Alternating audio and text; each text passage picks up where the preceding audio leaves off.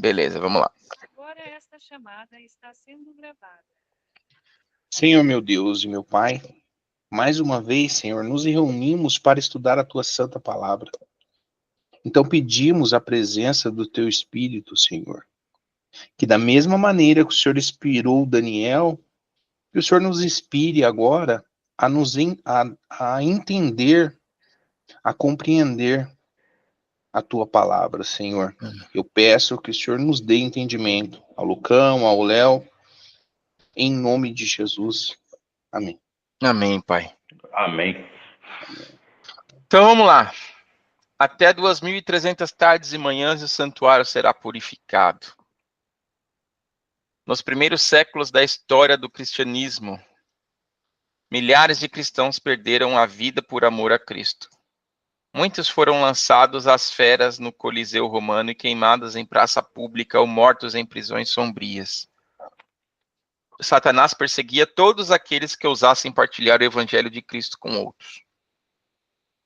Entre estes Estevão, Paulo, Pedro e outros. Todavia algo estava acontecendo. Tertuliano chegou a afirmar: o sangue dos mártires é como semente. Ou seja, quanto mais cristãos morriam, maior era o número dos novos conversos, e com isso o cristianismo avançava e ganhava força. Satanás então mudou de estratégia. Ao invés de perseguir os que pregavam o puro evangelho de Cristo, ele se insinuou dentro da igreja cristã e corrompeu a verdadeira fé. A pura doutrina apostólica deu lugar às tradições e dogmas vindos do paganismo, e a igreja cristã perdeu sua pureza doutrinária. Hoje, quando alguém decide seguir a Cristo, depara-se com o dilema de existir. Vai compartilhar, Léo? Vai compartilhar, ó. Posso compartilhar agora.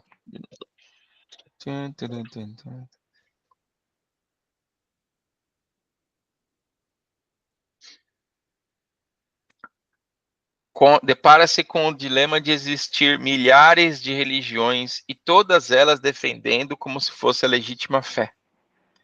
A profecia das 2.300 tardes e manhãs que estudaremos hoje fala de dois acontecimentos na Terra. Surgiria a igreja remanescente restaurando a verdade de Deus, pisada pelo chifre pequeno de Daniel 8:12, Isaías 58:12, e que no céu se iniciaria o juízo de investigação. E quando este terminasse, o chifre pequeno seria finalmente destruído e o reino dado aos santos do Altíssimo. Então, vamos lá. Até quando o chifre pequeno atacaria o povo de Deus e a sua lei? Vamos lá, lê aí, Lucas, Daniel 8, 13 e 14.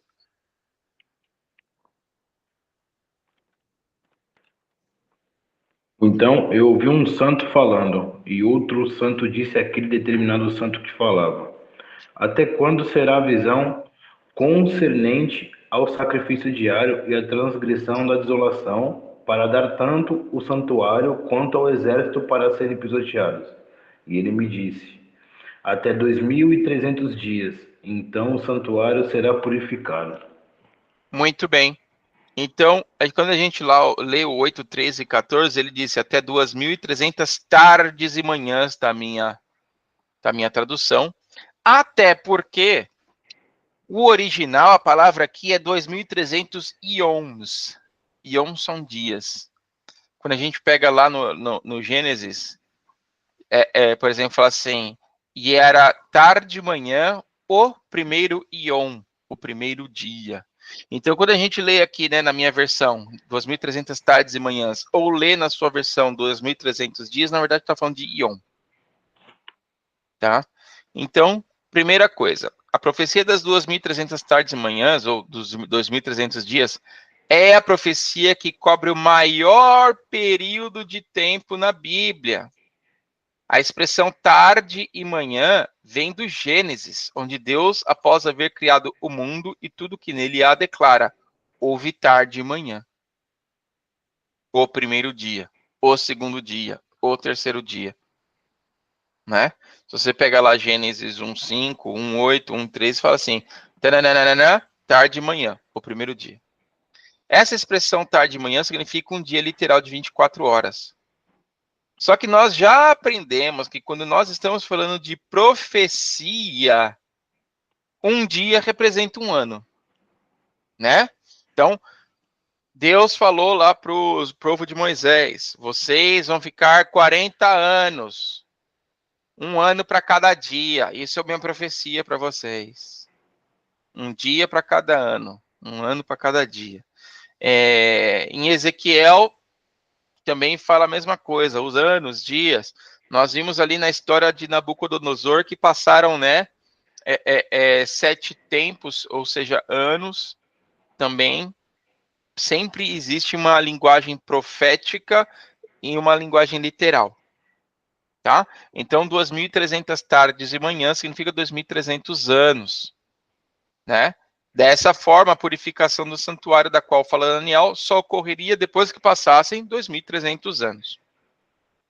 Então, só para a gente apinhar aí, pega números 14 e 34, Lucas, que eu vou pegar o Ezequiel 4, 6 e 7.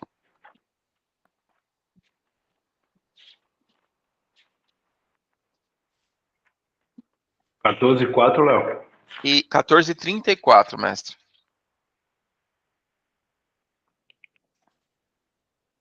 Segundo o número dos dias em que examinaste esta terra, 40 dias, cada dia correspondendo a um ano. Levareis as vossas iniquidades durante 40 anos e conhecereis o meu rompimento da promessa. E aqui em Ezequiel, beleza, Ednei. E aqui em Ezequiel diz o seguinte, né, ó.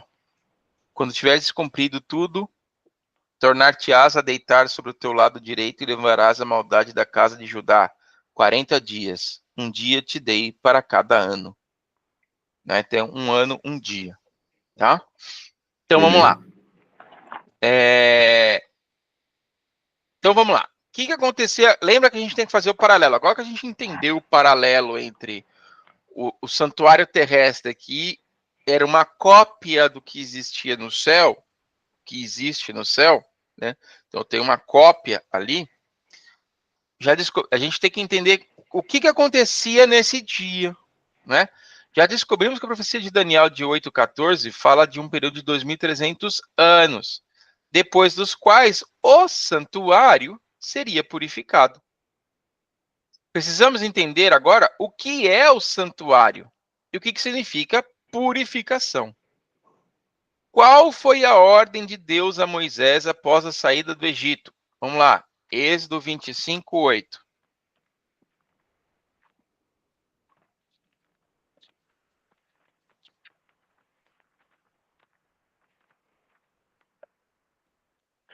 E me façam um santuário, para que eu habite entre eles, Leu 9 também. conforme tudo o que eu te mostrar, segundo o modelo do tabernáculo e o modelo de todos os seus instrumentos. Assim o fareis. Tá vendo? Conforme eu estou te mostrando, né? Moisés recebeu a ordem de construir um santuário. Esse santuário deveria ser construído conforme o modelo que lhe foi mostrado, né? E aí ele começa com toda a explicação do que foi mostrado lá. Leu 25:40.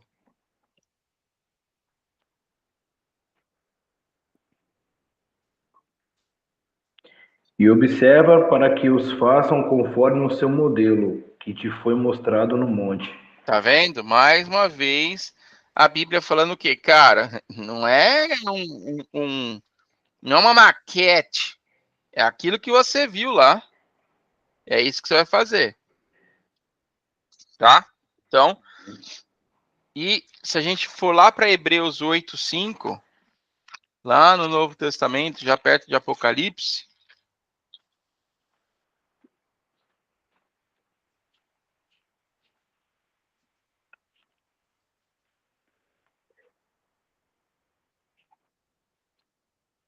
que diz lá, 8:5. Que servem ao exemplo e sombra das coisas celestiais, como Moisés. Foi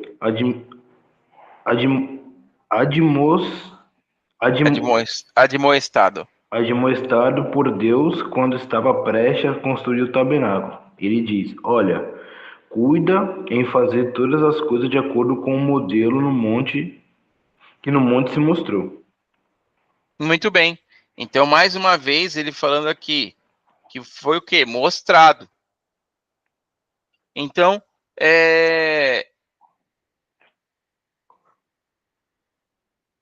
Então, assim, estava só escrevendo um negócio aqui. Então, o santuário é o principal tema da Bíblia.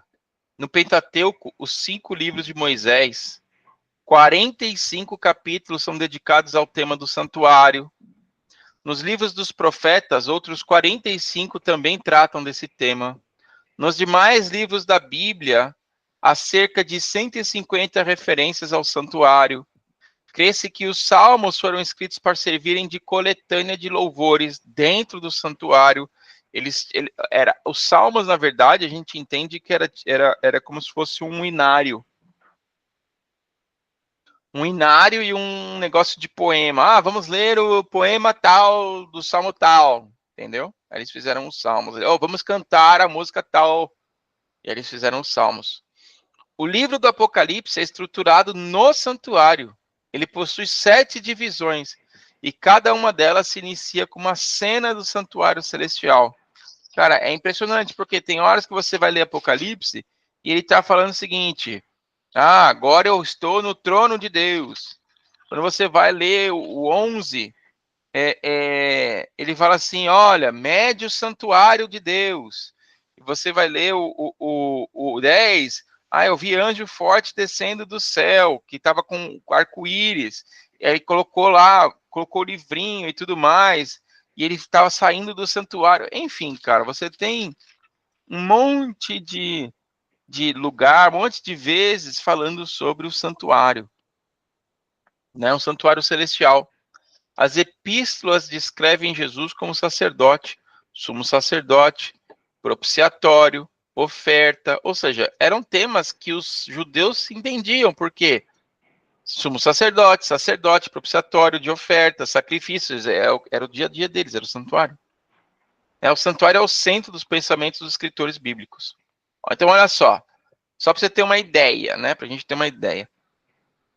No santuário, 38 mil levitas trabalhavam. 288 cantores, 4 mil músicos, 4 mil porteiros, 6 mil oficiais e juízes, e ainda tinha os sacerdotes que eles se dividiam em turno de 24 horas.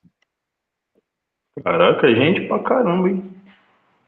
O santuário não era igual a nossa igreja que fechava, tipo, estamos fechando de segunda a quarta, não, cara, ele funcionava todos os dias. Por quê? Porque o trabalho de intercessão é diário. E aí você entende um pouquinho melhor porque que quando os fariseus foram questionar Jesus que ele estava trabalhando no sábado, trabalhando nada, né? Porque ele estava curando pessoas no sábado, ele falou assim, o meu pai trabalha até hoje e eu trabalho também. Por quê? Porque o santuário era 24 horas. Né? As pessoas, elas serviam no santuário, elas trabalhavam no santuário, elas faziam porque as pessoas, nos dias normais, elas traziam o sacrifício, no dia de sábado, elas vinham para adorar.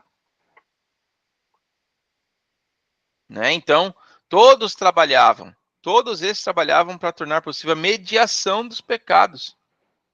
Né? Não é assim, eu estou com pecado para confessar, sinto muito, o padre não está aqui, vou ter que esperar o próximo turno para você se confessar. Chama um coroinha. Chama um coroinha aí, vamos ver se ele, né? Então, como a gente falou, né? 2 serviços básicos realizados no santuário eram descritos: o serviço diário e o serviço anual. O serviço diário pelos pecados, aquilo que a gente estudou, acho que foi na semana passada, né? Que acontecia de manhã e à tarde, né? Vamos lá ler Êxodo 29, 38 e 39.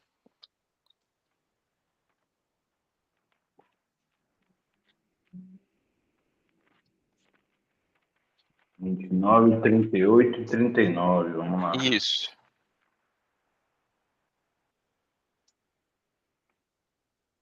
Agora, isto é o que oferecerás no altar: 2 cordeiros de 1 ano cada dia continuamente. Um cordeiro oferecerás de manhã, e o outro cordeiro oferecerás à tarde. Muito bem, ó. Os sacrifícios da manhã e da tarde eram oferecidos diariamente, mesmo na festa da Páscoa, no Pentecostes, no dia da expiação, em qualquer outra festa especial. Por isso eles chamavam de sacrifícios contínuos, que não cessam. E prefiguravam o quê? De forma especial, o sacrifício de Cristo na cruz do Calvário, né? O cordeiro que foi morto. Esse sacrifício não era providenciado por qualquer pessoa. Era oferecido em favor do povo como um todo. Não era um sacrifício que o pecador oferecia a Deus, mas sim um sacrifício que Deus oferecia em favor de seu povo. Olha só, porque lembra que eu falei?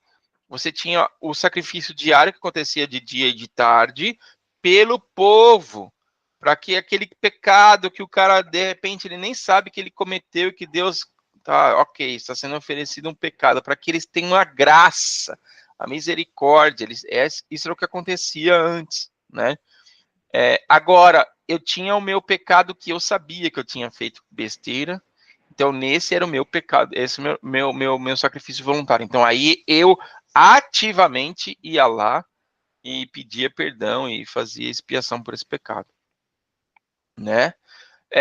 Isso beneficiava especialmente quem? Quem que beneficiava esse sacrifício diário? Os pobres, né? Que não possuíam animais para sacrificar. E os israelitas que porventura estivessem distantes do santuário, como no caso de Daniel, que fazia suas orações com o rosto voltado para o santuário. Então lembra que a gente comentou um tempo atrás, que eu fui descobrindo algumas coisas que às vezes a gente fica falando entre aspas, né? E esses islâmicos, né? O cara ora olhando virado para Meca, o que tem a ver? Deus falou que Daniel e muitas pessoas, elas oravam virado para Israel, quando eles estavam no cativeiro. Tipo, tava na Babilônia, tava no Egito, eles oravam virado para Israel, né? Então, Daniel fazia as orações voltadas para o santuário, voltado para Israel. Ou seja, aquele sacrifício diário que era feito, né? Eu tô lá na Babilônia, cara. Então tá, tudo bem. Tu tá pedindo perdão, está sendo feito um sacrifício, você, né, vai ser perdoado também. É claro que isso é simbologia, né? Isso é simbólico. Por quê? Porque o sangue de cordeiro não espia nada. Mas era para simbolizar o quê? O sangue do cordeiro de Deus que viria tirar o pecado do mundo, né? Havia outro tipo de oferta no santuário, as ofertas pelos pecados cometidos, que é o que a gente falou. Quando o israelita cometesse um pecado, deveria levar um animal até o santuário. Havia um animal para cada tipo de pecado. O animal mais comum era o cordeiro. O pecador colocava as mãos sobre a cabeça do animal, confessava seu pecado e em seguida imolava. O sacerdote tomava o sangue da oferta e levava para dentro do primeiro compartimento do santuário, chamado lugar santo. Em alguns casos das ofertas, deveria ser aspergido na cortina que separava os compartimentos santo e o santíssimo, e ainda colocado um pouco de sangue nos chifres do altar de incenso. Deixa eu pegar aqui deixa eu pegar aqui só para a gente poder. Eu estava falando sobre isso ontem também, ó. Santuário de Moisés. Imagens. Aí quando eu clico aqui, aí eu vou abrir uma nova janela.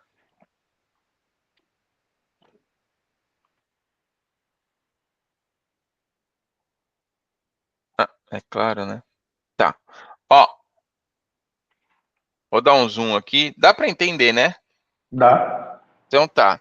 Então o que acontecia? Ó, o sacerdote, ele recolhia deixa eu pegar um com a visão externa aqui. Aqui, talvez esse aqui esteja melhor. Ó, esse aqui talvez. Então, o sacerdote aqui, né, o sacrifício era feito. Em alguns casos, ele entrava aqui dentro, tá? E ele pegava um pouquinho do sangue e aspergia, assim, ó. Sabe quando você pega uma água e faz assim? Sei. Nessa cortina aqui, ó. E aí ele voltava. Deus, lá em Levíticos, ele vai explicando em que momento ele tem que fazer isso, em que momento ele não faz isso. Por isso que não era todos os pecados. Tá? Não era todos os pecados, não era sempre. Em alguns casos, o sangue das ofertas deveria ser aspergido na cortina que separava o santo do santíssimo. Então, ele entrava aqui, né? Ele pegava isso aqui, com o sacrifício, era feito sacrifício. Ele entrava aqui dentro e aspergia um pouco do sangue nessa cortina azul aqui, de linha, de púrpura com azul, enfim. Tá? Então, depois que ele fazia isso, né? Olha, em alguns momentos ele tinha que colocar colocar só um pouquinho de sangue aqui no chifre do altar, que ele tinha 4 chifres, para a direita, para a esquerda, para frente e para trás, para simbolizar o quê? Que as orações e Deus cobre 100% todas as direções do seu pecado, não vai ficar nada para fora, né? Então, algumas vezes ele aspergia, algumas vezes ele passava aqui, outras vezes ele fazia os dois. Então, isso acontecia de vez em quando. Quando o quê? Quando você tinha o sacrifício que era oferecido por alguém. Este era o princípio da transferência do pecado para dentro do santuário, através do sangue ou através da carne da oferta que o sacerdote comia antes de entrar no santuário. Assim, o santuário recebia os pecados diários. E dessa forma, ele ficava o quê? Contaminado. Por quê? Imagina o seguinte. Todo dia você ia vir aqui e às vezes aspergia sangue aqui. Todo dia você vinha aqui e aspergia sangue aqui. Às vezes passavam aqui também no chifre e aspergia sangue, passava no chifre, aspergia sangue, todo dia, porque todo dia alguém ia fazer uma besteira, né? Ia lá, ia confessar que fez besteira, ia matar o cordeirinho, ia fazer isso.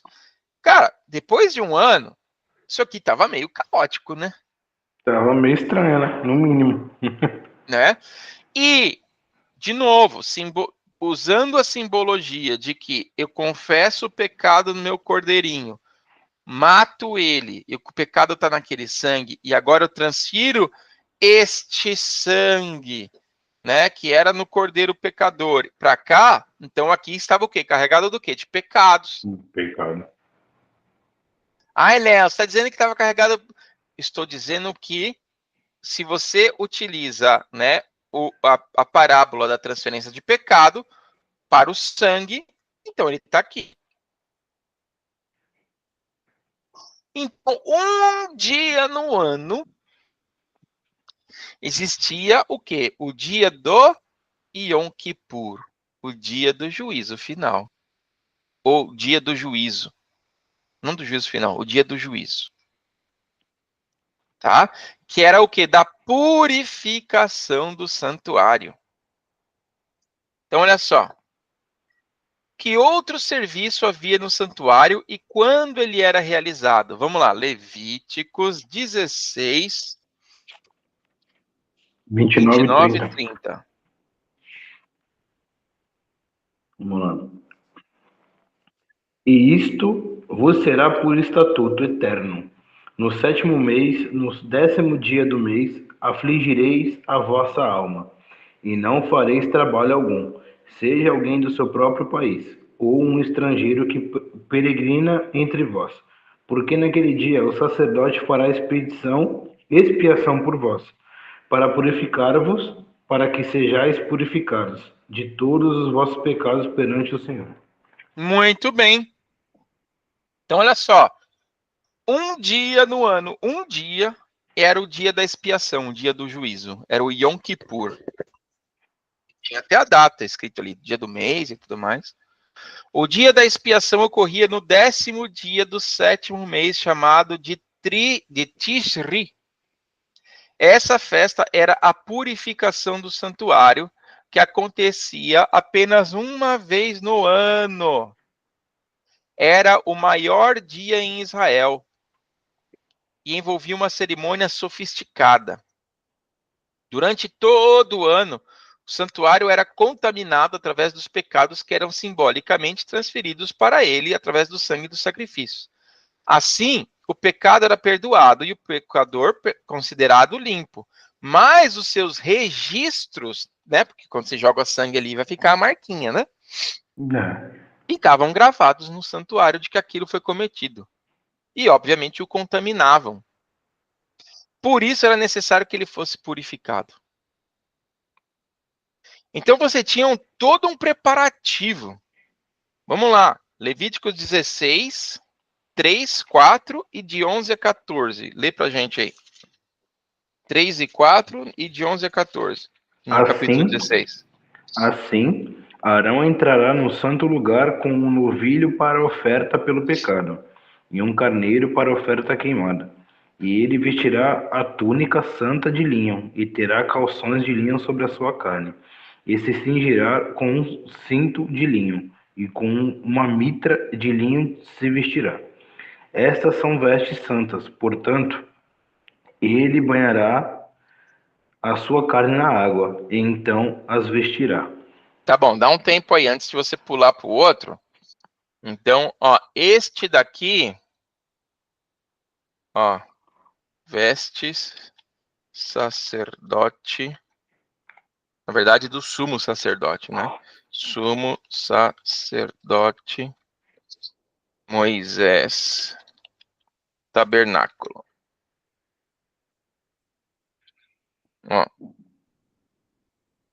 Então, era mais ou menos assim, ó. Pô, tem um desenho desse aqui na Bíblia. Explicando sobre a veste do sumo sacerdote. Tem um desenho desse aqui. Tá? Então, você tem ali, ele se vestia, né? Então, nesse dia ele tinha que se banhar, ele tinha que se vestir, né? Porque era um dia especial. Ele não usava essa roupa todo dia. Era uma especial. Agora vamos lá, vamos ler os outros lá, que era agora do 11 ao 14, né? E Arão trará o novilho da oferta pelo pecado, que Não, pelo será... seu próprio pecado, não é isso? Não, aqui está pelo pecado. Tá, no meu está, Arão trará o novilho da oferta pelo seu próprio pecado, tá bom? O dele. Então, pode considerar o da sua versão, então, Léo, pelo seu próprio pecado. Porque é importante, por quê? Porque quando você fala de pecado, você pode estar falando de outras pessoas, mas nesse caso aqui era o dele. Deixa eu pegar aqui como é que tá no original, mas é importante porque ele tinha que se purificar, tá? Entendi. Ele tinha que se purificar. Então deixa eu pegar aqui, ó, Levíticos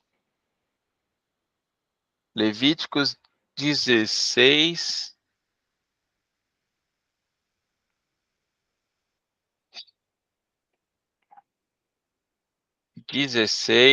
Vamos pegar aqui o verso 11.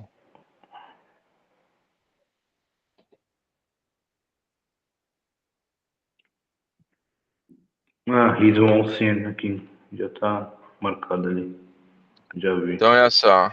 Aqui, ó. Para ele mesmo, Sim. tá? Então, você beleza. tem ali o low aser hatatat, ou seja, a oferta para ele mesmo. Beleza, Tá? fechou. Fechou, vamos lá. E Arão trará o novilho para a oferta do seu próprio pecado, que será para ele mesmo, e fará expiação por si e por sua casa, e matará o novilho da oferta pelo seu pecado, que é para si mesmo. E ele tomará um incensário cheio de brasas de fogo do altar diante do Senhor, e as suas mãos cheias de incenso aromático moído, e o trará para dentro do véu. E ele colocará o incenso sobre o fogo, perante o Senhor, para que a nuvem do incenso cubra o propiciatório que está sobre o testemunho, para que ele não morra. E ele tomará do sangue do novilho e o espargirá com o seu dedo sobre o propiciatório, para o leste, e perante o propiciatório aspergirá do sangue com o seu dedo 7 vezes. Muito bem. Então, a frente oriental do propiciatório, lembrando por que ele ia fazer isso. Olha só. Tomará o sangue do novilho e com seu dedo espargirá sobre a frente oriental do propiciatório. Por que oriental? Porque eles estavam vindo do Egito e Jerusalém estava do lado direito. Então ele falava assim, ó, o sacrifício vai vir, né? Aquele que elimina o pecado vai vir do lado direito, vai vir de lá. Por isso que muitos deles também, quando oravam virado para Jerusalém. Inclusive, eu estava falando para Raquel, falei assim, nesses dias eu vou experimentar orar virado para Jerusalém, né? Porque era o que faziam. Mas É. como que a gente vai saber para que lado? Ué, cara, só pegar a coordenada na bússola. É? É. Os Tá, aí os dá o quê? islâmicos não sabem disso? Onde está Meca? Eles sabem para onde está Meca. Dá pra saber, pô. Orar não- pelo Oriente. O sol nasce aonde? O sol nasce no ocidente e se põe no oriente. Então seria orar. Não, ele nasce no. Desculpa, o sol nascente. Ele se nasce no oriente e se põe no ocidente. Isso. Orar, tipo, Virado para sol, no o meu nascer caso, do para sol. cá. Né? Não sei se vocês sabiam, mas o islamismo ele veio do cristianismo. Ele veio 600 anos depois. Inclusive, se você lê o Alcorão, o profeta Maomé, ele se inspirou na Bíblia para fazer. Você tem muita coisa igual, os 10 mandamentos, você tem Êxodo, Levítico, Número, tudo igual, filhos de Abraão, tudo a mesma coisa, cara, tudo igualzinho. Entende?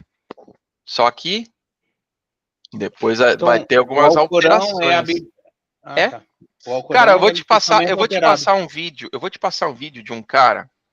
Louvado seja o nome do Senhor, cara. O cara ele era muçulmano, islâmico, de grupo terrorista e virou cristão.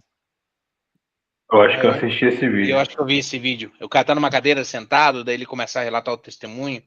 Não é ele esse, não é esse, não é esse, não é esse. Eu sei qual que é esse, eu já vi. Mas eu tô falando de um que o cara fez um podcast naquele Jesus Cop, que é um programa batista. E ele falou o seguinte, cara, ó, só pra você ter uma ideia do naipe do cara. Ele foi homem-bomba e a bomba não explodiu. Ele ficou muito nervoso com isso, porque para ele significava que Alá não estava aceitando o sacrifício dele. Ele perseguia cristãos a tal ponto de que ele quebrava os joelhos das pessoas e falava, tá, agora ajoelha aí e ora pro seu Deus, vamos ver se você consegue.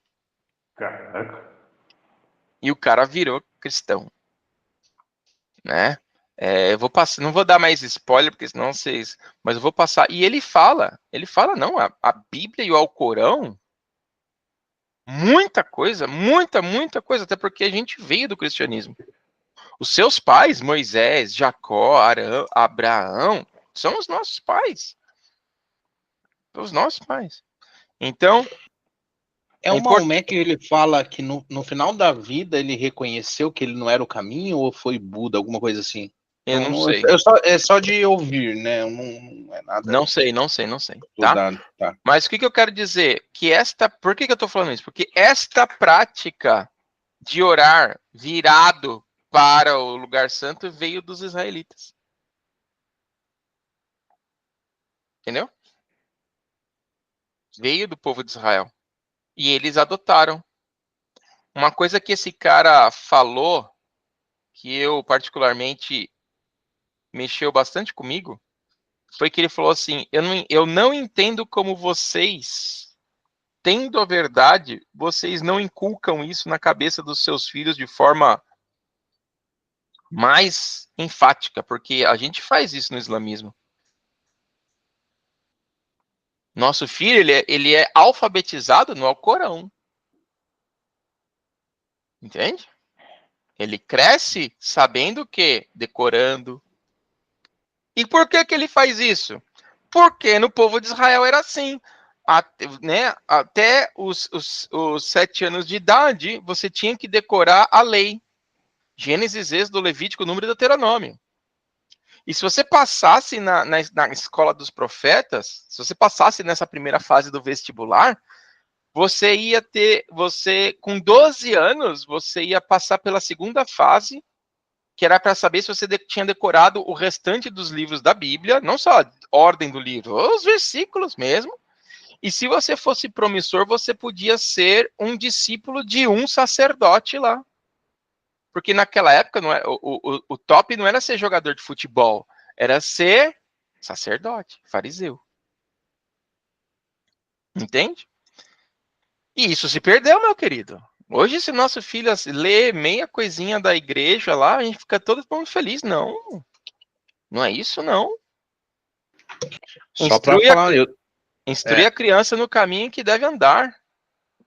eu vejo uma diferença entre na minha adolescente e na minha mais nova. A minha mais nova que veio pedir agora. Sim. Eu leio historinha, mas na forma da historinha ali, eu faço o culto, porque eu coloco uma música antes, leio o culto, converso e faço oração. Mas então, existe uma diferença entre que ela já passou mais tempo, né, fora. Eu vejo isso todos os dias. Pois é. Né? Então, assim, só para a gente entender, né, que muito do que hoje é o islamismo veio do cristianismo e a gente perdeu isso. Muitas coisas a gente perdeu, né? A gente foi tão pro lado da graça que a gente esquece de todo o rito que Deus pediu. Deus pediu sim rituais, Deus pediu sim cerimônia, Deus instruiu isso. E aí a gente fala assim: não, eu vou orar aqui pelado, deitado e ouvindo música do mundo, eu vou fazer uma oração. Peraí, cara, olha só o que o sacerdote tinha que fazer para chegar, se aproximar, para fazer os ritos. Né? Existe uma diferença de envolvimento quando ele começa mais cedo. E eu lembro, por exemplo, do meu pai, quando às vezes eu ia fazer o culto, eu sempre fui muito revoltado na minha vida, assim. A gente ia fazer o culto, eu chegava lá sem camiseta e falava: pode pôr uma camiseta. Você vai falar com Deus agora. Ah, mas por quê? Deus sabe tudo, ele me vê pelado. Eu falei: tudo bem, ele te vê pelado, mas você vai ter que dar o seu melhor para ele agora. Você vai pôr uma camiseta. Enfim, eu ficava nervoso com aquilo, né? Mas qual que é o ponto aqui, ó? A preparação para as festividades desse dia começava 10 dias antes. Cara, 10 dias antes do Yom Kippur já começavam as preparações. Esses dias eram de arrependimento destinados a operar uma perfeita mudança de coração. O sumo sacerdote que dirigia a cerimônia tinha uma preparação especial. Uma semana antes do dia de expiação, ele mudava para os recintos do templo para orar e meditar.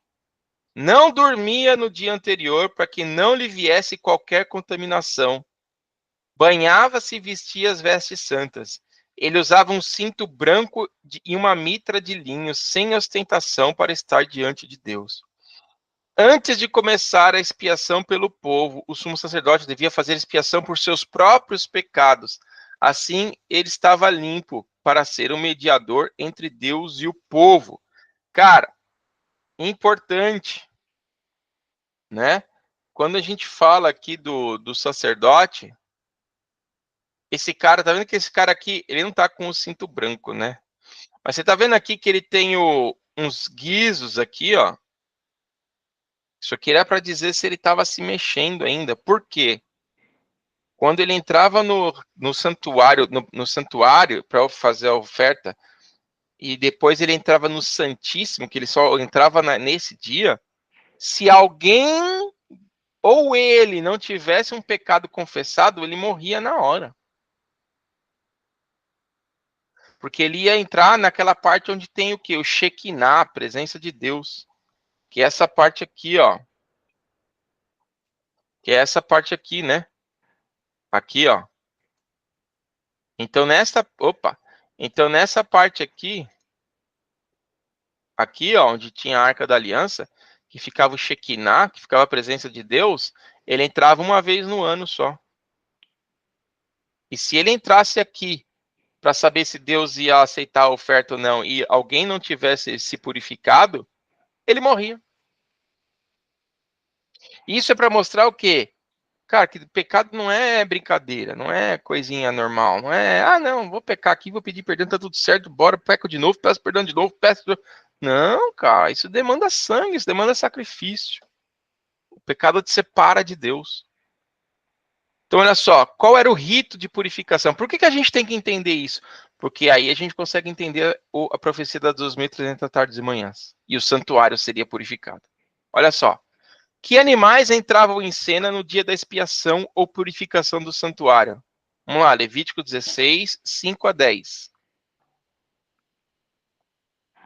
E ele tomará da congregação dos filhos de Israel 2 cabritos para oferta pelo pecado, e 1 carneiro para oferta queimada.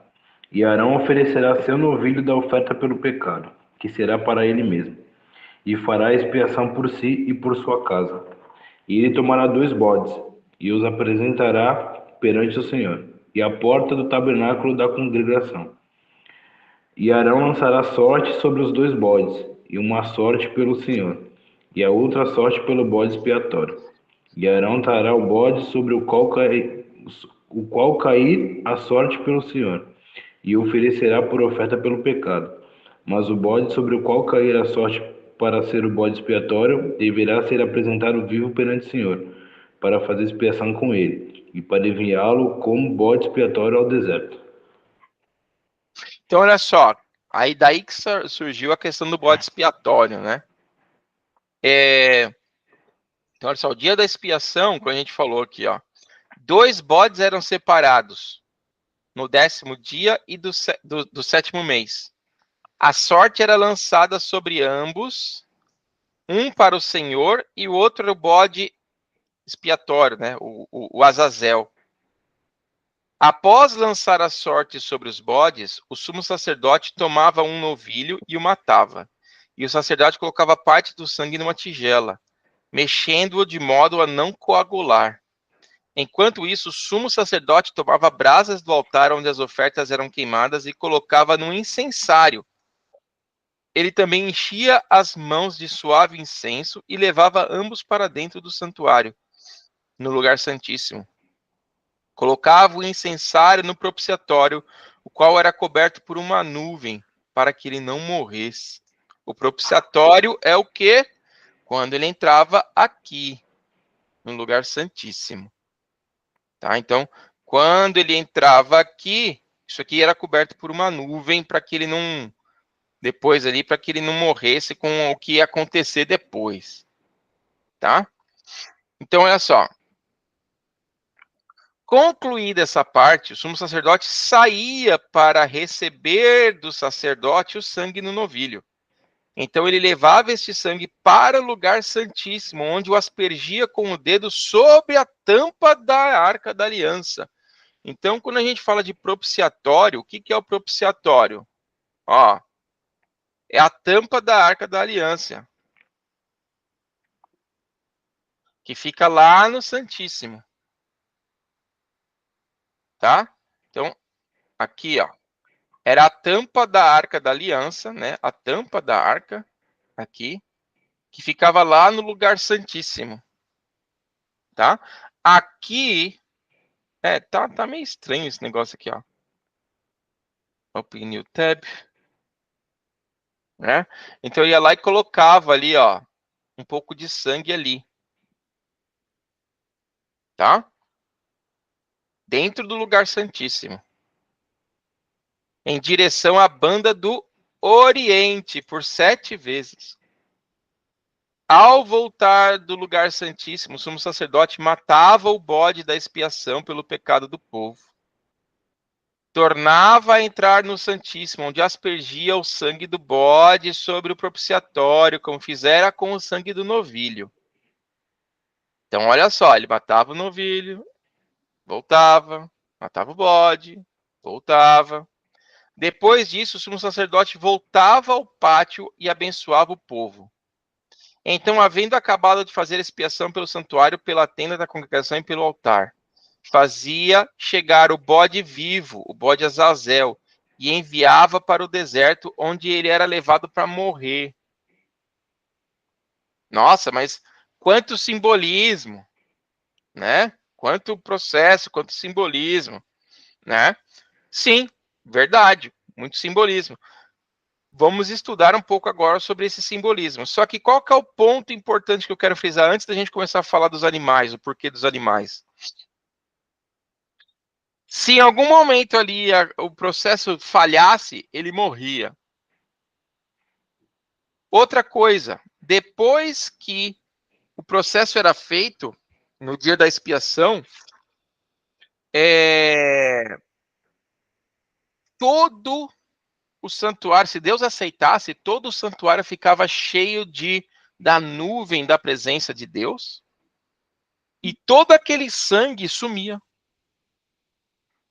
Por isso que era o dia da expiação, da limpeza, sumia, porque Deus tinha aceitado, né, a oferta pelo pecado. Então era o dia da purificação do santuário. Ninguém passava veja nos negócios. O negócio sumia por Deus mesmo. Deus falava, ok, tô aceitando. Vamos limpar isso aqui. Vamos começar do zero. Né? Então, olha só. O que simbolizavam esses animais? Vamos pegar lá? Pega aí Hebreus 9, de 11 a 14, e o Ed pega aí Apocalipse 20, de 1 a 3.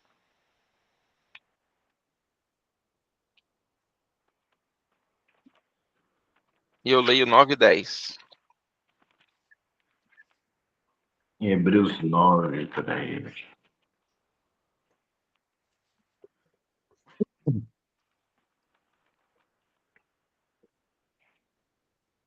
Pode começar, Léo? Sim. Mas Cristo, ao vir como sumo sacerdote das coisas boas que haviam de vir, por meio de um tabernáculo maior e mais perfeito, não feito por mãos, isto é, não desta construção, nem pelo sangue de bodes e novilhas, mas por seu próprio sangue, entrou uma vez por todas em seu santo lugar, tendo obtido eterna redenção para nós. Porque se o sangue de bodes e de outros, e as cinzas de uma novilha espargidas sobre os impuros, santificam trazendo a purificação da carne, quanto mais o sangue de Cristo, que pelo Espírito Eterno se ofereceu a si mesmo imaculado a Deus, purificará das obras mortas a vossa consciência, para servir ao Deus vivo. Vamos lá, vamos só explicar um pouquinho isso aí. Vamos lá, esse livro, como é que é o nome do livro? Hebreus? Muito bem. Então, estava sendo escrito para o povo de Israel, para os hebreus. Está escrevendo para eles. Então, qual que era o convencimento ali que ele estava querendo dizer? Ele estava querendo dizer o seguinte, meu amigo. Se aquele processo com bode, com novilho, limpava o pecado, quem dirá o sacrifício de Cristo, o próprio Deus? Qual que era a discussão ali? Cara, tu não precisa continuar ofertando bode aí, porque o sangue de Deus já foi derramado. Se com um sacrifício imperfeito de bode seu pecado era perdoado, imagina agora que o Cordeiro de Deus já morreu por você não precisa mais fazer isso. Né? Então é isso que ele está querendo falar aí. Ele está querendo convencer o pessoal que não precisa mais ficar nessa loucura de ficar matando bode. Já acabou, cara. Já deu, já. Essa aliança já acabou. Né? Segue aí Apocalipse 20, de 1 a 3, por favor. A prisão de Satanás por 1000 anos, a primeira ressurreição. Então vi descer do céu um anjo. Tinha na mão a chave do abismo, uma grande corrente. Ele segurou o dragão, a antiga serpente, que é o diabo, Satanás, e o prendeu por 1000 anos. Lançou-o no abismo, fechou e pôs um selo sobre ele, para que não mais enganaste as nações, até que se completarem até se completarem os 1000 anos. Depois disso, é necessário que ele seja solto por mais um pouco. Aí o 9 e o 10 diz o seguinte, né, ó. Ainda uma complementação desse daí. Né? Então subiram sobre a largura da terra e cercaram o arraial dos santos e a cidade querida, mas desceu fogo do céu e os consumiu. E o diabo que os enganava foi lançado no fogo de enxofre, onde estão a besta e o falso profeta. De dia e de noite seriam atormentados para todos sempre. Aqui é o fim. Mas vamos entender então por que a gente leu essas partes, ó. O bode para o Senhor que morria no dia da expiação é um símbolo de Cristo.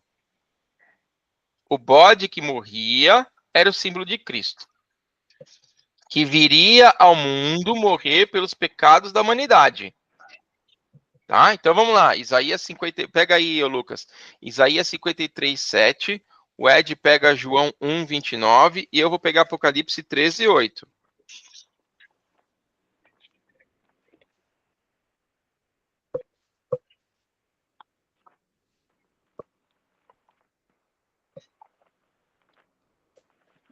Isaías 53, 7, não? Isso. Isaías 53, 7. Ele foi oprimido e foi afligido com tudo, e não abriu a sua boca. Ele é trazido como um cordeiro para o matadouro, e como uma ovelha muda perante os seus tosqueadores. E está. Assim ele não abriu a sua boca. Não abriu a boca. Então, falando que ele era o cordeiro que não abria a boca e tudo mais. Leia aí para mim agora João 1, 29. No dia seguinte, viu João a Jesus, que vinha para ele, e disse: Eis o Cordeiro de Deus que tira o pecado do mundo. Apocalipse 13, 8 diz o seguinte: E todos os que habitam sobre a terra a adorarão, esses cujos nomes não estão escritos no livro da vida do Cordeiro, que foi morto desde a fundação do mundo. Eu vou dar duas interpretações para vocês, tá? E para mim as duas são válidas, ok? Eu quero só deixar claro. Existe sim, como vocês estão vendo aqui, uma linha em que diz que o bode que era morto naquele momento, também representava o Cristo, ok? Porém, existe uma outra linha que entende que o bode, os dois representavam Satanás, só que os dois momentos de Satanás, o momento que ele seria morto finalmente, que ele seria lançado no fogo do enxofre, e o momento em que ele seria isolado por 1000 anos. Por isso que ele era levado para o deserto, mas, tipo, né, ele era levado lá para morrer. Tá? Estou trazendo essas duas versões, porque você pode conversar com alguém vai falar isso aí para vocês, e vai falar assim, peraí, mas eu só quero que fique claro isso. Então, algumas pessoas falam assim, olha, não, Jesus não é simbolizado por bode, bode é o inimigo. Tudo bem, você pode até aceitar, falar assim, ok, eu entendo, né? Então, neste caso, o bode pode ser justamente Satanás no momento em que ele é morto, jogado no lago de enxofre, e no momento que ele vem antes, né, que ele é preso, lançado no deserto, fica por 1000 anos largado no deserto, e os novilhos que são mortos, né, o novilho que é morto é o Cristo.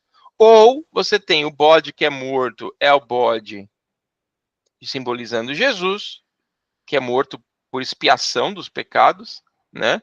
E o outro é o Satanás, que vai ser jogado lá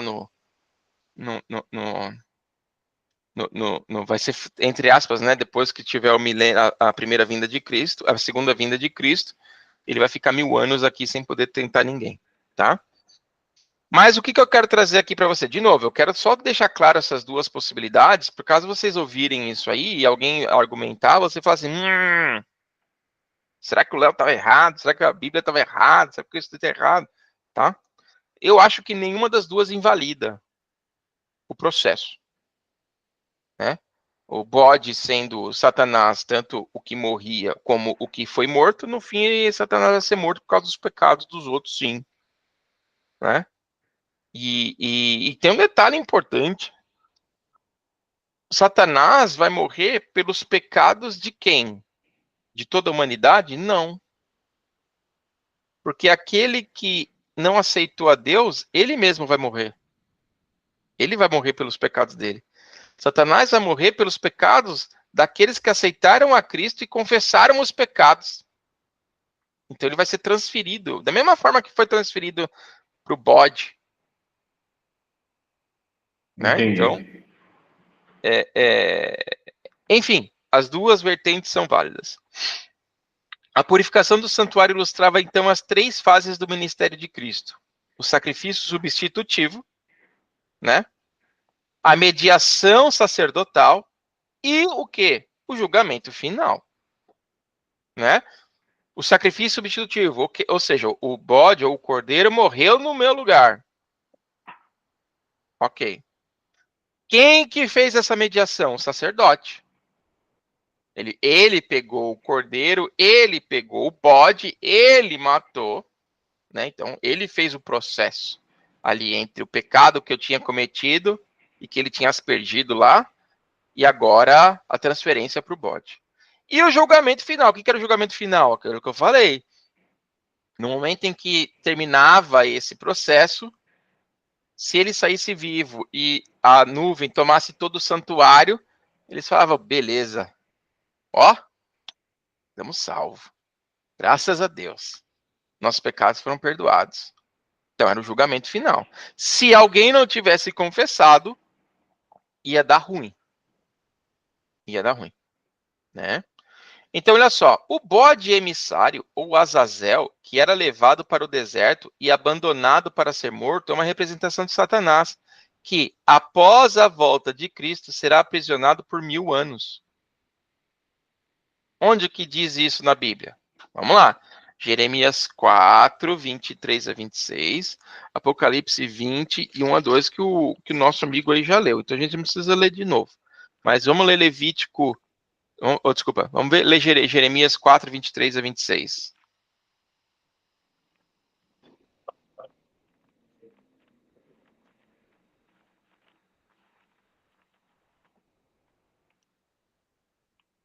Eu observei a terra, e eis que era sem forma e vazia, e os céus não tinham luz. Eu observei os montes, e eis que tremiam, e todas as colinas estremeceram. Eu observei e vi que nenhum homem havia, e todos os pássaros do céu haviam fugido. Eu observei e vi que o lugar frutífero era um deserto, e todas as cidades dali estavam demolidas à presença do Senhor, e por sua violenta ira. Muito bem. Olha só, não dá para ser a criação do mundo. Por quê? Porque já falou que os pássaros já não existiam. Ou seja, isso aqui não é no começo. Para a Terra estar sem forma e vazia, significa que, da mesma forma que ela era no começo, ela está naquele momento que Jeremias estava olhando. Outra coisa, ele falou que as coisas aconteceram depois do dia do Senhor. Qual que é o temível dia do Senhor? A volta de Jesus. E o que ele estava, ou seja, o que ele estava olhando? Resumindo, o que ele estava olhando? Ele estava olhando a terra toda desolada, sem ninguém, sem nada, depois totalmente destruída, queimada, acabada, escura, sem nenhuma vida, depois da volta de Jesus. Ele estava vendo a terra como é que ficou. Não é a descrição de um deserto? Caótico? Total. Né? E ele diz o quê? Muito bem. Então, Satanás, depois da volta de Jesus, ele vai ser destruído? Não. Na volta de Jesus, ele não vai ser destruído. Diz que nesse momento em que os santos são levados e os ímpios são mortos, ele fica o quê? Preso aqui. Ele não vai poder sair daqui da terra por 1000 anos. Olha lá, né? 21 e 2. Então vi descer do céu um anjo que tinha a chave do abismo e uma grande cadeia na mão. E ele prendeu o dragão, a antiga serpente, que é o diabo, que é Satanás, e amarrou-o ali por 1000 anos. Lançou-o no abismo, e ali o encerrou, e selou sobre ele, para que não mais enganasse nações. Lógico, não tinha nada, ele não podia mais sair dali. né? Só que tem um detalhe, tá? Depois disso o quê? O que disso? Que disso que depois? 1000 anos, tá aqui, ó. Para que não enganasse mais as nações, até que os 1000 anos se completassem. Tá escrito aqui. Ou seja, uma vez terminada a, a peregrinação daquele bode naquele deserto, né? Uma vez terminada aquela situação dele lá, ele seria solto. O que acontece? Como assim? Como assim ele teria solto? Depois disso, ele seria solto e ia ser destruído, né? Olha lá, vamos lá, lê o verso 7 ao verso 9, por favor. Apocalipse, não. Isso, Apocalipse 20, Pega 7 a aqui, 9. peraí. Estava em Jeremias, peraí. E quando completar-se os 1000 anos, Satanás será solto da sua prisão, e sairá para enganar as nações que estão nos 4 cantos da terra, Gog e Magog, para as ajuntar em batalha, cujo número é como a areia do mar. E eles subirão sobre a largura da terra, e cercarão o arraial dos santos e a cidade amada. E de Deus desceu o fogo, saiu do céu e os devorou. Muito bem. A gente pode estudar com mais afinco isso daqui, tá? A gente não vai conseguir terminar esse estudo hoje, a gente já está com 1h30 já de estudo, né? Mas é só para você entender a linha do tempo ali, tá? Jesus, deixa eu ver se existe essa linha do tempo aqui, já feita para não ter que fazer outra maravilha de linha do tempo, segunda volta de Jesus, milênio,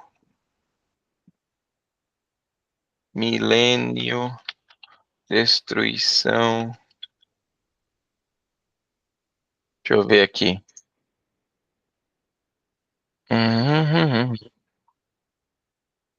Nossa.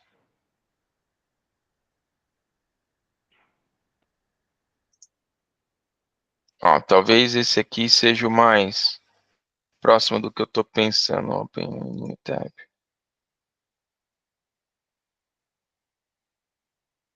Tá, é isso daqui, só que essa imagem tá meio podre. Porque ela tá muito pequena, cara. Deixa eu ver aqui. Nossa. Aê!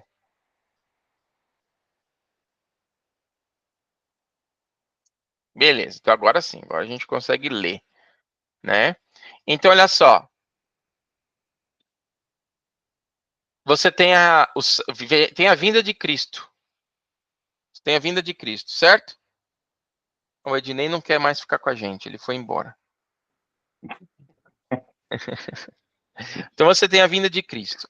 No que tem a vinda de Cristo, você tem a destruição da terra, que é o que a gente acabou de ler, né? Jeremias viu lá tudo quebrado, tudo destruído, né? O que acontece durante esse período aqui? Durante esse período, Satanás é simbolicamente preso, por quê? Porque a terra não tem mais nada, cara, para ele fazer. Ele não tem ninguém. O que Satanás faz? Ele tenta as pessoas. Não vai ter ninguém para tentar e ele não vai poder sair daqui. Então ele está preso, né? Quando que acontece? Porque diz lá que ele seria solto e que eles tentam cercar a cidade santa, certo? Certo. Lembra que a gente leu lá? E sairá, verso 8, ó. E sairá a enganar as nações que estão nos 4 cantos da terra, Gog e Magog, cujo número é como a areia do mar, a fim de ajuntá-los para a batalha. Subiram sobre a largura da terra, cercaram o arraial dos santos e a cidade querida, mas desceu o fogo do céu e consumiu. Ou seja, na volta de Jesus, na segunda volta, tem a primeira volta e a segunda volta. Por quê? Porque a cidade santa ela vai descer aqui na terra, certo? Vai voltar, ela vai descer. Lembra que diz aqui que farei novo céu e nova terra? Lê 21:1 para mim, por favor. E eu vi um novo céu e uma nova terra, porque o primeiro céu e a primeira terra haviam passado, e não havia mais mar. Lê para mim o 2. E eu, João, vi a santa cidade, a nova Jerusalém descendo do céu, da parte de Deus, preparada como uma noiva adornada para o seu marido. Muito bem, então a cidade santa estava descendo. Neste momento, a cidade santa estava descendo. E todo mundo que tinha morrido,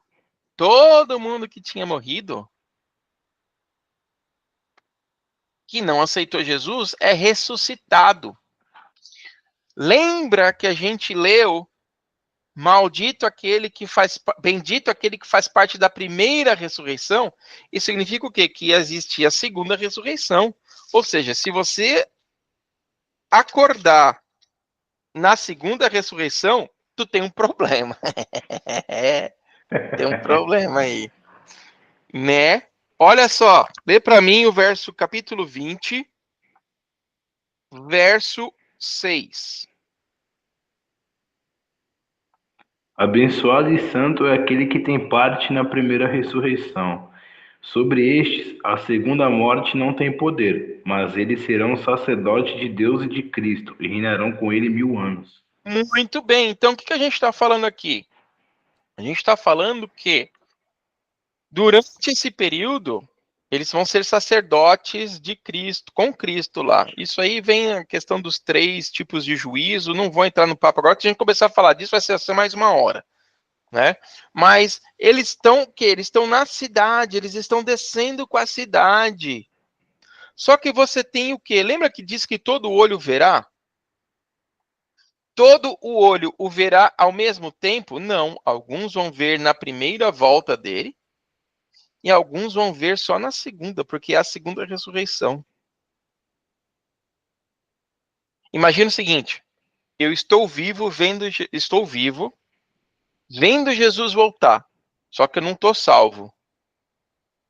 Cai a praga, a 7ª praga, mata todo mundo, eu morro. Primeira morte. Certo? Certo? Tá bom. Ou eu nasci no ano 336. Não aceitei o cristianismo, não aceitei a Jesus, não tive uma vida boa. Eu fui um belo de um filho da mãe lá no período lá. Eu roubava o gado dos meus primos, enfim, fui um pilantra. Morri. Ou seja, tanto o cara que foi morto na volta de Jesus, quanto o cara que foi morto lá em 333, ambos estão mortos. Quando que eles vão ver Jesus? Na segunda. Na segunda. E aqueles que transpassaram, né? Que Então, viram. este é o que a Ellen White, inclusive, diz de ressurreição especial. E só estes caras que participaram da morte de Jesus diretamente, eles seriam ressuscitados na primeira volta. Só eles. Todo o resto não. Para eles verem e se lamentarem, né? E tal. Isso. Mas é só eles. Anás, Caifás, No geral, não. galera. Tá? No geral, não. Então, a gente está falando da grande população. Então, a grande população, se eu morri não salvo no ano 100, ou se eu morri não salvo quando Jesus voltou, tá todo mundo morto. Fim. A terra tá desolada, não tem nada, acabou tudo, não tem... Tá todo mundo morto. Só que a Bíblia diz que vai ter a segunda ressurreição. E os benditos são os que fazem parte da primeira. Ou seja, quem faz parte da segunda é o maldito. O cara se ferrou. Então, no momento em que a cidade santa está descendo, por que Satanás é solto? Porque agora ele pode o quê? Enganar de novo a galera. E o que ele vai enganar? De acordo com o livro do Grande Conflito lá, né? Ellen White fala o quê? E se você lê Apocalipse, ele fala isso, só que a Ellen White ela abre isso, né? Com mais detalhes. Ela fala o quê? Meu amigo, olha a nossa quantidade aqui. Nós somos bilhões de pessoas. Vamos tomar essa cidade aí, cara, que esses caras aí são pouco. Aí, a quantidadezinha aí, uma cidade, a gente toma rapidinho. E a Bíblia fala que no momento em que eles subiram para tomar a cidade, desceu o fogo do céu e acabou de vez. Então acabou. Então, neste momento, você tem a destruição final de Satanás, dos ímpios que foram ressuscitados e, obviamente, do pecado. E aí é onde você lê capítulo 20, capítulo 21, que fala: vi um novo céu e uma nova terra. Deus disse: e farei novo céu e nova terra. Então agora Deus recria, ele recomeça a história. Lá do começo da criação do Gênesis, você vê que coisa, né? A Bíblia, a história da nossa humanidade, ela começa com a nossa criação, a criação do mundo. E Apocalipse, ele termina com a recriação do mundo. Mais uma vez, Deus sendo criador, começando tudo de novo, fazendo um novo céu e uma nova terra. Léo, e o julgamento? Acho que Paulo fala lá em Tessalônica que nós haveremos de julgar. Esse é o período do milênio. O período do milênio diz, né, que nós seremos sacerdotes. Por acaso não sabeis que a vez de julgar que os santos... Quer ver, ó?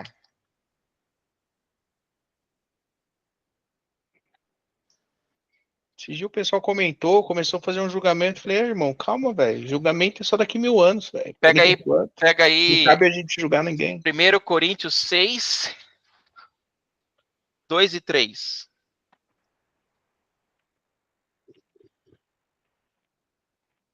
Primeiro Coríntios 6, 2 e 3. Já que você perguntou, lê aí.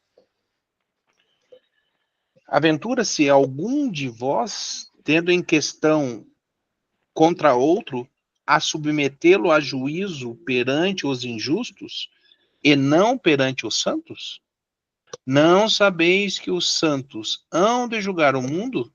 Ora, se o mundo deverá ser julgado por vós, sois acaso indignos de julgar as coisas mínimas? Não sabeis que havemos de julgar os próprios anjos, quanto mais as coisas desta vida? O que acontece? Diz que, lembra, vamos voltar em Apocalipse, que diz o quê? Que nós seríamos sacerdotes com Cristo, certo? Lê aí o 26 para mim. 26. Bem-aventurado santo, bem-aventurado e santo é aquele que tem parte na primeira ressurreição. Sobre esses, a segunda morte não tem autoridade. Pelo contrário, serão sacerdotes de Deus e de Cristo, e reinarão com ele 1000 anos. O que um sacerdote fazia? Ele não fazia o julgamento? Não era isso? Ele que examinava o cordeiro e tal, fazia Ele o não fazia sacrifício e o trabalhava julgamento do cara, se ele estava, inclusive, né, na época era ele que falava, ok, perdoado está o seu pecado ou não está.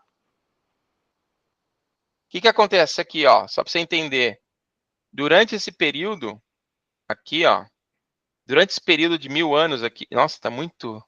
Como é que eu aumento essa bagaça aqui? É aqui? Ó, durante esse período aqui de 1000 anos, aqui, ó, durante esse período de 1000 anos aqui, ó, nossa senhora, nossa, o cara tá falando de Apocalipse e manda um Nossa Senhora. Não, é só pra vocês. Ó, Não, calma aí, cara. ó, durante esse período de 1000 anos aqui, ó. Macumba, a senhora tem outro nome. Eu não sei. Ó, o que vai acontecer durante esse período aqui? Durante esse período aqui, você tem o quê? O julgamento dos ímpios. Mas como assim o julgamento dos ímpios? Você tá louco, Léo? Calma. Calma.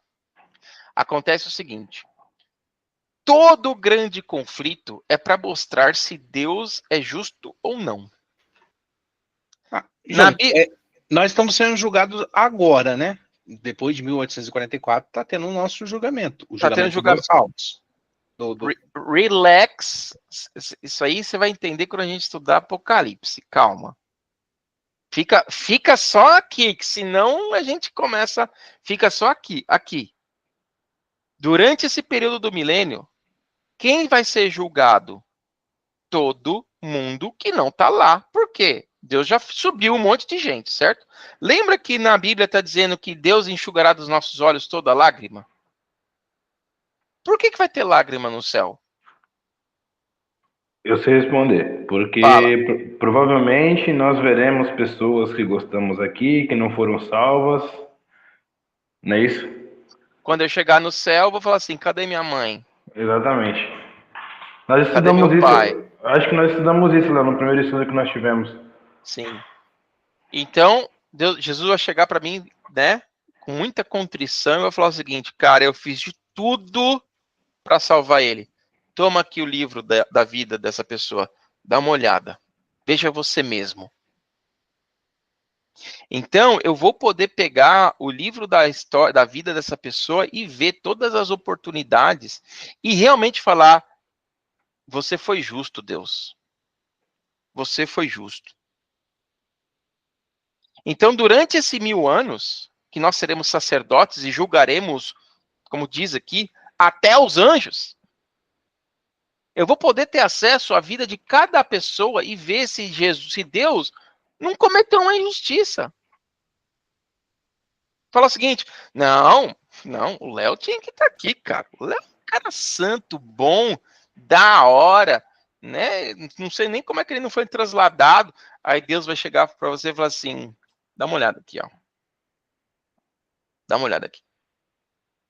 Então, por isso que Deus enxugará dos olhos toda a lágrima. Claro, na questão... Primeira coisa, vai ter lágrima no céu. Imagina depois de eu ler a vida do porquê que, né, ou minha esposa lê e depois de falar assim, caramba, eu não sabia dessas coisas. A pessoa chora, fica triste, mas fala assim, Deus é justo. Deus foi justo, realmente. Então, durante esse milênio, a gente não vai ficar tocando harpa, pulando de nuvem em nuvem. Não, cara. Nós vamos ter um trabalho. Por que o meu pastor não está aqui? Por que o meu primo não está aqui? Por que... Tá bom, tá aqui, ó. Então, a gente vai ter esse período para falar o seguinte, será que realmente, para ser o sacerdote de Deus durante aquele milênio, para julgar, realmente está aqui. Então, quando aqui, ó, vier a Cidade Santa, quando vier a Cidade Santa aqui e descer, estes caras vão ser ressuscitados. E eles vão ver Jesus vindo na Cidade Santa, Jesus em glória e poder, e os santos com ele. Neste momento, se você pegar... Eu sei que a gente está estudando Apocalipse, a gente deveria estar estudando Daniel, tá? Mas não dá para desgrudar uma coisa da outra, tá? É por isso que quando você vê aqui, ó, no capítulo 20, você vê o quê? Neste momento, quando eles estão vendo Cristo voltar, no que eles veem Cristo voltar, passa o filme da vida deles. Olha aqui, ó, 20:12. E vi os mortos, grandes e pequenos, que estavam diante do trono, e abriram-se os seus livros. Abriu-se outro livro, que é o livro da vida. Os mortos foram julgados, então, pelas coisas que estavam escritas nos livros, segundo as suas obras. Então, o que aconteceu ali? Olha só, verso 15. E todo aquele que não foi achado inscrito no livro da vida foi lançado no fogo. Por isso que diz que no fim todo joelho se dobrará, porque até os ímpios vão falar o seguinte: eu sei que eu dei mancada, eu sei que eu escolhi não estar preparado. Eu sei que eu tive as minhas chances e mesmo assim eu desperdicei. Eu sei disso. Só que o que Satanás vai fazer? Levanta aí, mano. Não, levanta, que não tem chance. Olha quanta gente a gente tem aqui, ó. Olha quanta galera a gente tem aqui. Vamos tomar essa cidade, cara. Vamos tomar essa cidade que a gente vai prosperar aqui. É a última chance. A sua última chance. Você vai perder o quê? Vai perder nada. Bora. Nesse momento que eles se levantam para tomar a cidade, aí é o fogo final. Acabou. Aí não tem mais chance. Porque demonstra mais uma vez que essas pessoas estão contra Cristo. Também tem a parte do castigo, né? Cada um vai ser castigado, então, antes. Cada um vai ser castigado no momento em que desce o fogo do céu. Ou na. Ah, tá. Não vai ser, tipo, não vai ser na volta agora de Jesus. Não. O juízo final é o juízo final. Vai estar, os mortos que estavam mortos vão continuar mortos. Os mortos que morreram naquele momento vão continuar mortos. Todo mundo vai ser ressuscitado. Todos os ímpios vão ser ressuscitados na mesma hora. Pode ver aqui que, inclusive, ele fala isso aqui, ó, no verso 13 e o 14 do capítulo 20, ele fala isso, ó. Nesse momento, o mar entregou os mortos que nele haviam, e a morte além dos mortos que nele haviam, e foram julgados cada um segundo as tuas obras. Então a morte e o inferno foram lançados no fogo. Esta é a segunda morte. Ou seja, nesse momento, o cara que morreu na terra, morreu no ar, morreu na água, todo mundo é ressuscitado. E aí você vai ver o que você fez, você está vendo Cristo voltar, você vai ver o que aconteceu com você, você sabe. Porque você pode até negar, mas Cristo vai falar assim, tá aqui a sua vida. A sua vida aqui, ó. E nesse momento todo joelho se dobrará, meu amigo. Porque eu que estou do lado de dentro, sei que aquela pessoa que está lá, por causa do livro, eu li que essa pessoa não deveria estar lá. E aquela pessoa que está lá fora, vê a vida dela e ela sabe também. Então, por um momento, todo joelho se dobrará. Só que Satanás fala assim, o que está acontecendo? Não, levanta, vamos embora, vamos tomar isso aqui, vai. E aí desce fogo e acabou tudo. Tá? Então, para a gente poder finalizar esse estudo, vai ser só na semana que vem, mas isso é para você entender o que? Quando diz que Satanás ia ser solto mais uma vez, é isso que iria acontecer. Os mortos ímpios iam ser ressurretos, a cidade santa está descendo, né? E eles iam tentar tomar a cidade de novo, e Deus falou, já deu, né? Já chega, né? Tá bom. Muita treta, né, mano? É, muita treta já. Chega, já deu. Tá?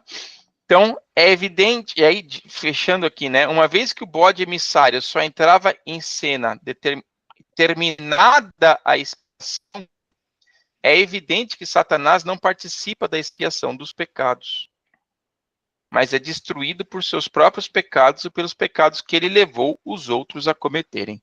Então, este é o bode, né?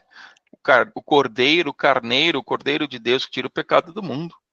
O bode, né?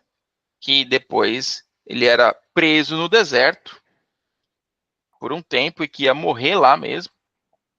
E o bode que era morto, e aí você tem duas interpretações, o bode que é morto porque Satanás ia morrer, e o bode que é Cristo, que simbolizava, que estava fazendo expiação pelos pecados. Enfim. Na semana que vem a gente continua a partir do 8, porque aí a gente vai ter que pegar as datas e fazer as comparações lá. Beleza? Belezinha. Então tá bom. Deixa eu parar a apresentação aqui. Ô, Lucas, você pode fazer a oração pra gente, agradecer a presença do Espírito? Claro. Vamos lá. Senhor, meu Deus, meu Pai, santificado é o teu nome, Deus. Amém. Quero te agradecer, Pai, por mais essa oportunidade, Senhor, de abrir a tua palavra. Te agradecer, Pai, que somente ela falou em nossa mente, em nosso coração, Senhor. Amém. Eu não sei o que nos espera, Pai, nessa semana, mas eu tenho certeza que tu estarás conosco, Pai, nos livrando de todo Amém. mal, de todo pecado. Te peço humildemente perdão pelos nossos pecados, Pai. Isso, que o Senhor esteja com a família de cada um, com a família do Léo, com a família do Dinei, abençoando cada um deles, Pai. Amém. Muito obrigado por tudo, Pai. Te agradecemos pelo amor de Jesus. Amém. Amém. Amém. Beleza, meu. Valeu aí. Valeu. Abraço. Boa Abraço. Valeu, semana. Léo. Valeu, Lucão. Tamo Boa junto. semana. Até Tchau. mais. Valeu. Boa semana. Tchau.